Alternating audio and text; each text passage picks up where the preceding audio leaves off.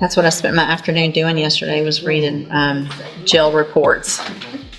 I spent more time on jail reports than I did PSIs. Did you catch that the judge is already frustrated? She's been buried in jail reports all day. That means she's coming in with receipts and a mindset that's less than forgiving, not the best mood for someone hoping for leniency. Mm-hmm. They're more voluminous. Same names I keep seeing. Good morning. Are you Jacqueline Young? And Mr. Lewis, will your client waive the formal reading of the indictment and the motion? He does, Judge.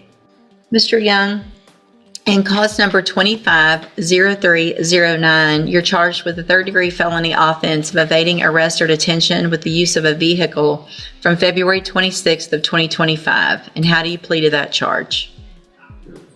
Are you pleading guilty freely and voluntarily? Speak up. And are you pleading guilty because you actually did what they charged you with?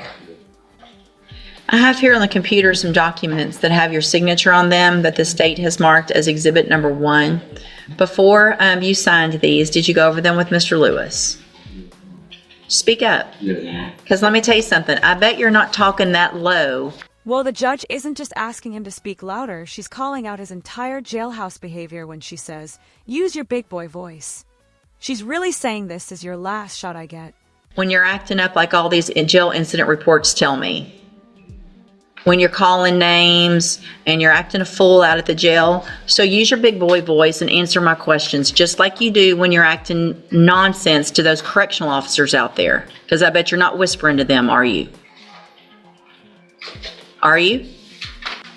Because how you act at the jail, how you act right now, all determines whether I even go along with this plea agreement. I don't have to. You're on a probation. I don't have to take plea agreements on any probations. If I find that you violated your probation, I can give you anything I want to in that range of punishment. And I can say, you know what, I'm not going to let you guys negotiate. That I don't have to do that legally. So you better be careful with your faces and your words and your attitude, because I've read. This is courtroom strategy 101. The judge reminds him she's not obligated to accept the plea. She has full discretion, and she's using it to test his attitude. A slip up here could mean throwing the whole deal out the. And I already don't have a good feeling. Do you understand? So you need to give me a better feeling if you want me to go along with this plea agreement. Does that make sense? Okay. So, again, before you signed these, did you go over them with Mr. Lewis? Do you fully understand them? And do you understand, if I follow the agreement that you made with the district attorney, that you will be waiving or giving up any right to appeal? Do you also understand, if you're not a U.S. citizen, that a plea of guilty or no contest may result in your deportation, exclusion from admission to the country, or denial of naturalization under federal law? State tenders number 1 in that case? No objection, Judge. It's admitted. Is there any evidence that Mr. Young is not competent? No, Judge. All right, so I'm going to find that you entered a plea of guilty freely and voluntarily. Find that you're mentally competent and you understand the nature and the consequences of that plea. Let's break it down by pleading guilty. John is giving up his right to appeal, and if he's not a U.S. citizen, he could face deportation. This is not just a 5 years and done situation. These decisions have permanent consequences. Find sufficient evidence to find you guilty, and at this time find you guilty of evading arrest or detention with the use of a vehicle. Sentence you in accordance with your agreement to a term of 5 years in the Institutional Division of the Texas Department of Corrections. You will receive credit on that sentence for any time that you've been in custody that the law gives you the right to receive. Now, in cause number 2137857, Your Honor, it's a second amended. Just in the interest of economy, I would suggest we go forward on counts 1, 2, and 13. 13 being the offense he's already pled to. so you're on probation. We've got a probation for an evading arrest or detention with the use of a vehicle. And we've got 2 more evading arrest or detention? The second evading is a misdemeanor enhanced to a state jail. And count 20 right. reads motor vehicle. That's incorrect, Judge. It's evading on foot with priors. Okay, gotcha. So this shows that you were placed on probation August 29th of 2022 for evading with a vehicle, and that was a 10-year sentence in prison that was probated for 5 years. Is that correct? And the state's elected to proceed on counts 1, 2, and 13. Count 1 alleges that you failed to report as directed to the probation department on October 2nd of 2024. And is that true or not true? Count 2 alleges that you failed to work faithfully at suitable employment and provide verification of that. And is that true or not true? And then count 13 alleges that you were arrested for the offense of evading arrest or detention with the use of a vehicle February 26th of 2025. And is that true or not true?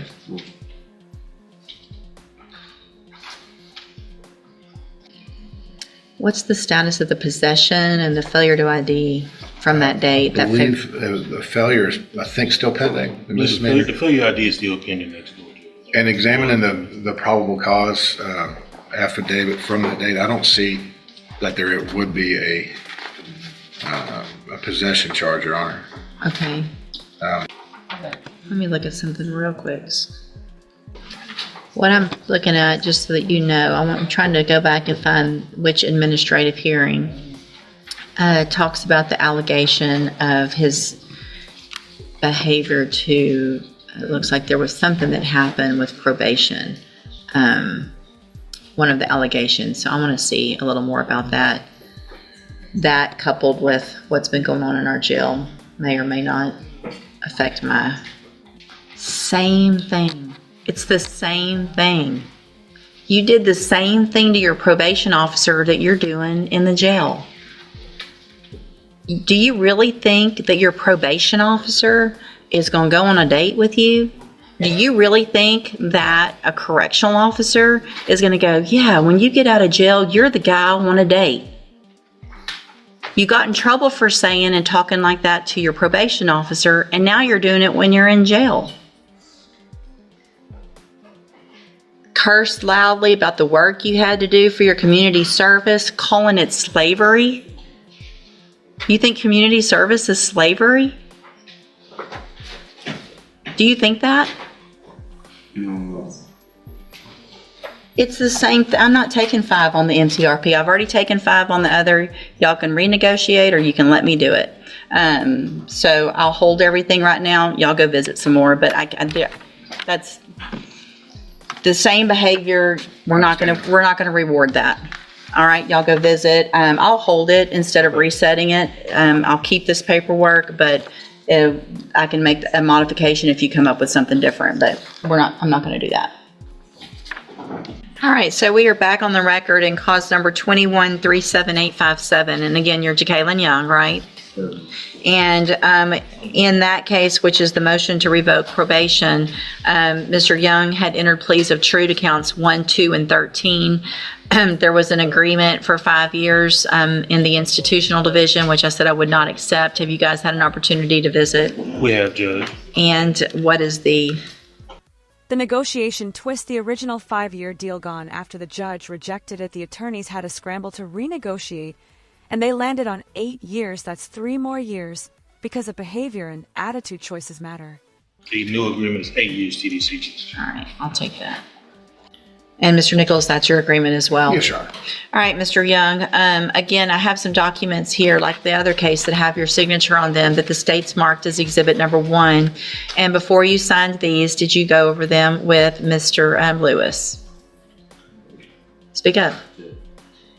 And do you fully understand them also? Yes. And I have made the notation with everyone's agreement on the agreed punishment recommendation page that's changed from 5 to the 8. Yes, ma'am. Yes, Your Honor. Thank you. All right. State tenders number 1 in that case? No objection. It's admitted. And so, Mr. Young, I'm going to find that you entered your pleas of true to counts 1, 2, and 13 freely and voluntarily. Find those counts true. Find sufficient evidence to revoke your probation, and at this time, revoke your probation. Reassess your punishment in accordance with this agreement to a term of 8 years in the institutional division of the Texas Department of Corrections. You will receive credit on that sentence for any time that you've been in custody that the law gives you the right to receive. These 2 cases will run concurrently, which means together at the same time. As a part of this plea agreement, I'm going to sign a dismissal in cause number 25 DCCR 0385. handing you in each of those cases the trial court certifications that shows that these were agreements that I followed, and so you've waived your right to appeal. I have also handed you a written admonishment regarding your ineligibility to possess a firearm or ammunition. When you were here back in 2022, we went over the fact that you're not supposed to possess a firearm in Texas, correct? Okay. It can still go worse. Final nail in the coffin. This isn't just sentencing. The judge reminds him he's permanently banned from owning a firearm in Texas.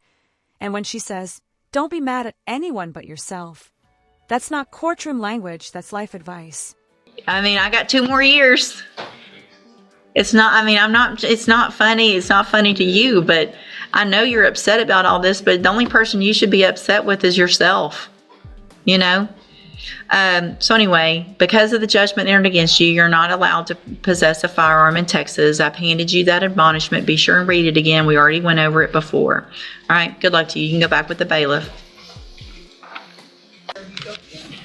I did it again. Y'all have got to make me stop. I just did my mouth thing again. My frustrated thing that they keep catching me on.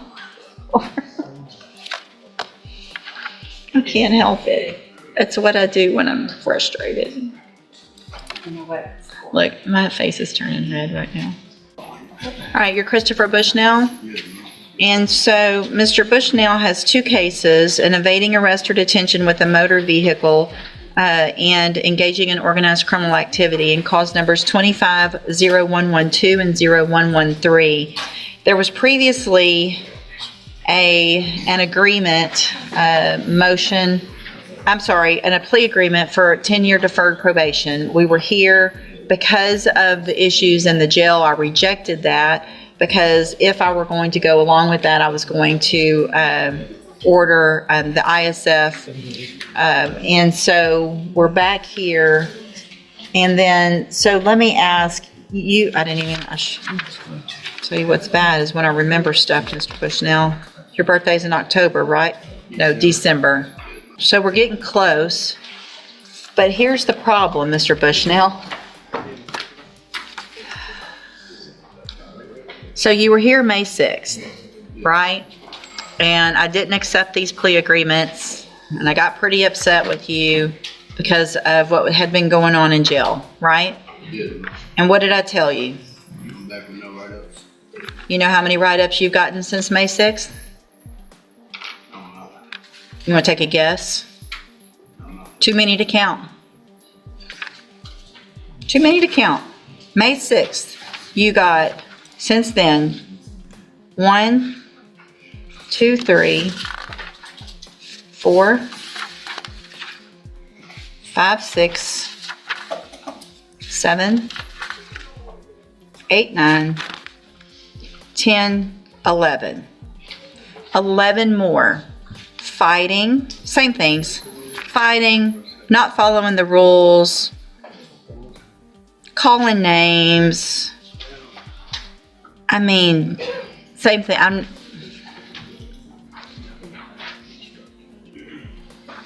You don't like following rules, do you? I do.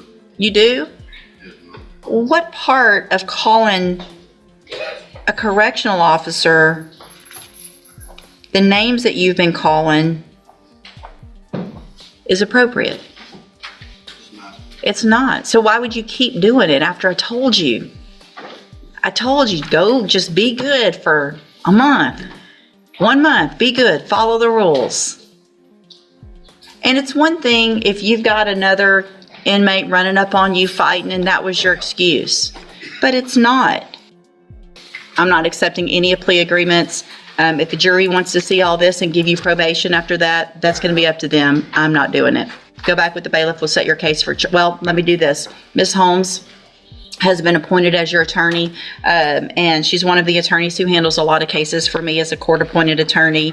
What I can do is release her and appoint a new attorney who can begin preparation for trial.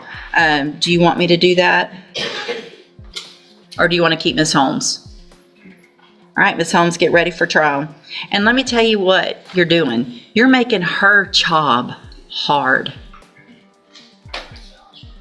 She's trying to help you. I I wanted to try to help you. If you came in today and didn't have all this nonsense, I'm looking at it over and over, calling them the B word, not doing what you're supposed to, saying, I don't care, write me up, I don't care. If you don't care, then I don't care. Because I tried last time when we had this conversation. So your case is going on the trial docket, and again, we'll let a jury decide what to do with you. Go back with the bailiff.